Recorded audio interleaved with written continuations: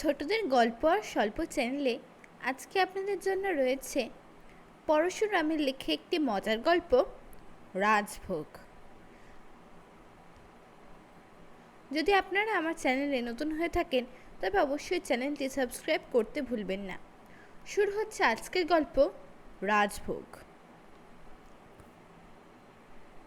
পৌষ মাস, সন্ধেবেলা একটি প্রকাণ্ড মোটর ধর্মতলায় অ্যাংলো মোগলাই হোটেলের সামনে এসে দাঁড়ালো। মোটরটি সেকেলে কিন্তু বেশ দামি।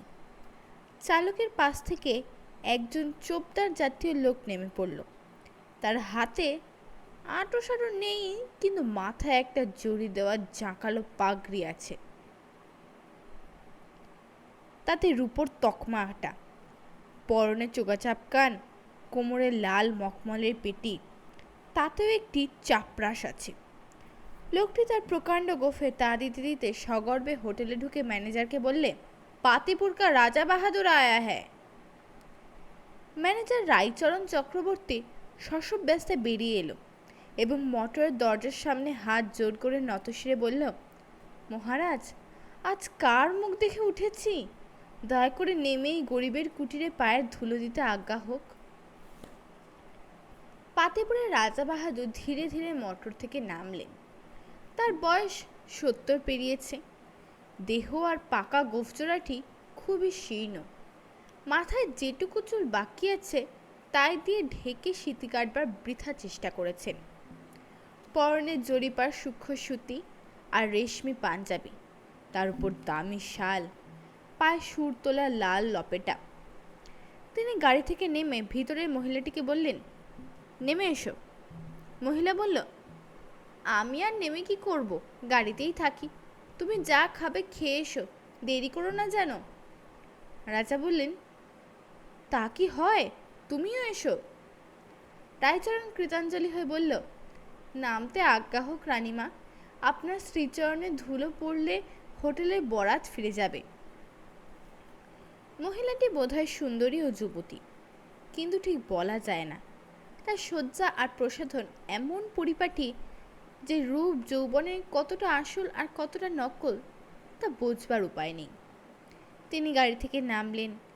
রায়চরণ বিনয় কুঁজো হয়ে সামনের দিকে জোর হাত নাড়তে নাড়তে পথ দেখিয়ে রাজা বাহাদুর আর তার সঙ্গিনীকে ভিতরে নিয়ে গেল এবং হেঁকে বলল, এই শিগগির রয়্যাল সেলুনের দরজা খুলে দে। হোটেলের সামনের বড় ঘরটিতে যারা বসে খাচ্ছিল তারা উদ্গ্রীব হয়ে মহিলাটিকে দেখে ফিসফিস করে নানা জল্পনা কল্পনা করতে লাগলো। একজন চাকর তাড়াতাড়ি একটা কামরা খুলে দিল।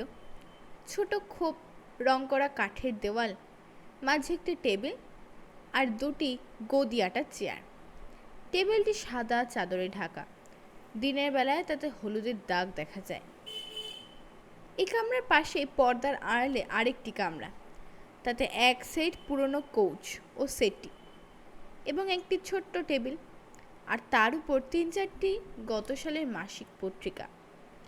দেওয়ালে কয়েকটি সিনেমার ছবি, কাগজে বিজ্ঞাপন কেটে আর সেটে দেওয়া হয়েছে। দুই মহামান্য অতিথিকে বসিয়ে ম্যানেজার রায়চরণ বলল, হুজুর, আজ্ঞা করুন, কি এনে দেব?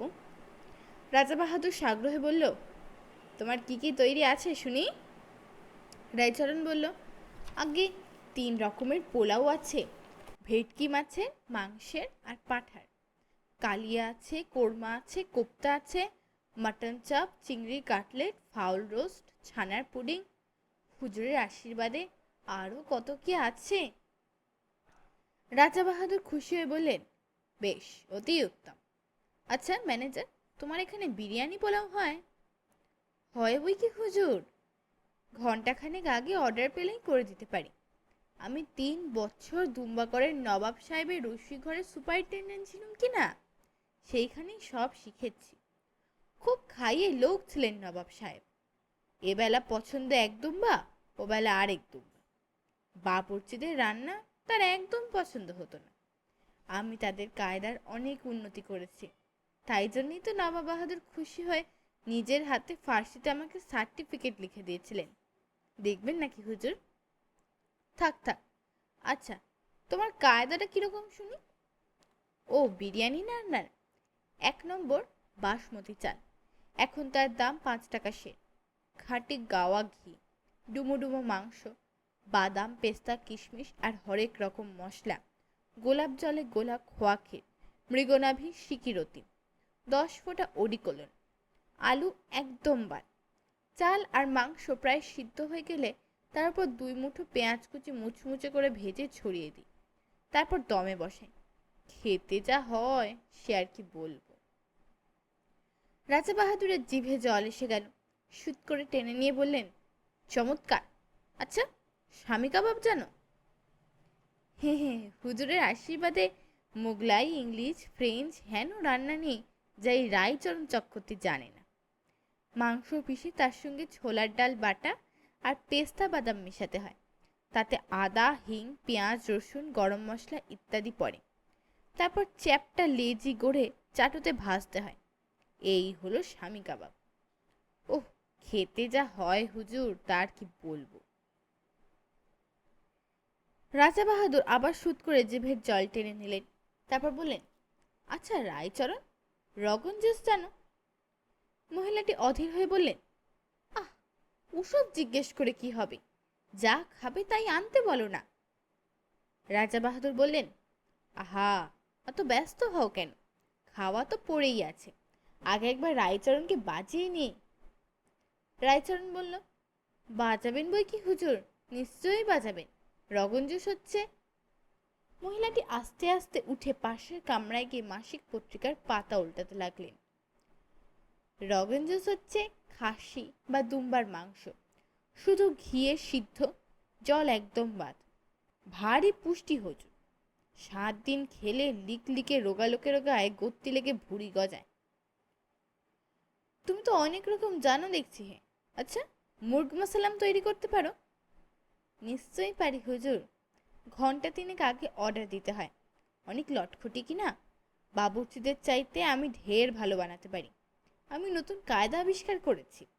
একটা বড় আস্ত মুরগি, তার পেটের মধ্যে মাছের কোপ্তা, ডিম আর কুচো চিংড়ি দেওয়া কচুর শাকের ঘন্ট, অভাবে লাউ চিংড়ি আর দই। হ্যাঁ, কচুর শাক? রাম রাম। না হুজুর, মুরগির পেটে সমস্ত জিনিস ভরে দিয়ে সেলাই করে হাঁড়ি খাবারের মতো প্যাক করে দেওয়া হয়। সুসিদ্ধ হয়ে গেলে মুরগি কুচো চিংড়ি শাক দই সমস্ত মিশে গিয়ে এক হয়ে যায়। খেতে যা হয় সে তো আর বলবার নয়। রাজা বাহাদুর এবারে আর সামলাতে পারলেন না। খানিকটা লাল টেবিলে পড়ে গেল। একটু লজ্জিত হয়ে গিয়ে রুমাল দিয়ে মুছে ফেললেন।